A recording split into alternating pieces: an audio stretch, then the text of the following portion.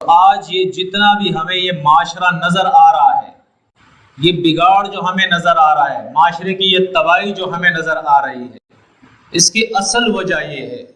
کہ ماں باپ غیر تربیتی یافتہ، غیر تعلیمی یافتہ، اور تعلیم سے مراد میری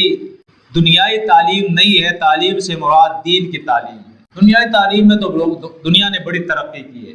کہتے ہیں کہ چاند تک وہ پہنچ گیا، انسان سمندروں کی گہرائی میں پہنچ گیا، لباس کے اندر بھی وہ تصویر لے سکتا ہے، وہ ہڈیوں کے اندر سے بھی تصویر لے کے نکال لیتا ہے، یہاں بیٹھا ہے امریکہ میں تصویر کے ساتھ وہ بات بھی کر سکتا ہے۔ دنیا میں تو بڑی ترقی، لوہوں کو ہوا میں اڑا دیا اس نے، تو اس کی ضرورت نہیں ہے کہ میں بیان کروں، نہ میں اس کی مخالفت کرتا ہوں، یہ دنیا کی ترقی ہے، بالکل اس کو جاری رکھنا چاہیے۔ لیکن جس چیز کو ترجیح دینی چاہیے، دین کی تعلیم جو اس انسان کو انسان بناتی ہے،